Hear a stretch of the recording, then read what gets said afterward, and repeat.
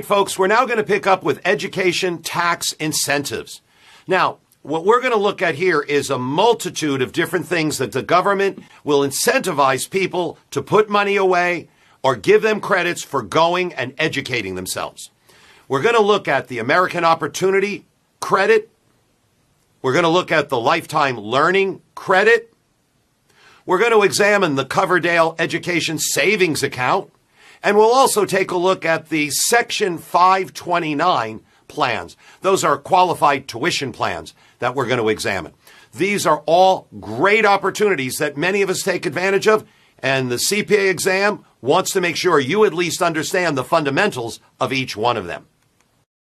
So we're going to start with the first of them, and that's the American Opportunity Tax Credit. Now, this is a credit that can apply to multiple children at the same time. Notice, you could have triplets who are all now going to college, and you're going to qualify for each one of them getting a credit on your tax return. So the qualified expenses would include qualified tuition and fees, course materials. And this is, how do they arrive at it? Well, they give you qualified expenses, as I mentioned, are on a per student basis with your dependents. Notice right here, not available in position, but the bottom line, 40% of that excess credit, you only get it for one MBA. Well, now, even though there are three, you only get one. So therefore, it's 20%.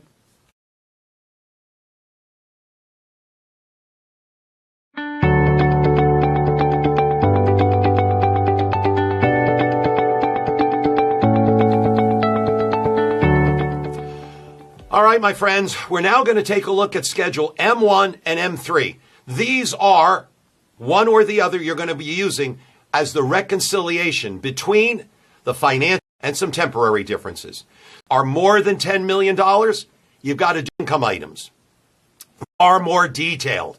They want that when you've got a bigger business to share. And the next couple of lines, to have book depreciation versus tax depreciation. Meals that are not allowed because they're over income.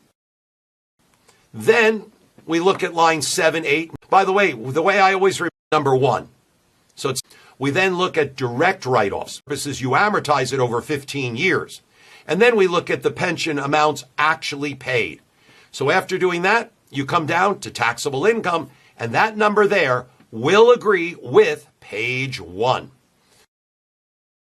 Well, let's give you another example here. We actually now have the Bestone Corporation, and here is their trial balance. Well, if you take a look, you can see where revenue starts. Revenue 2.2, interest income, that's going to still be taxable.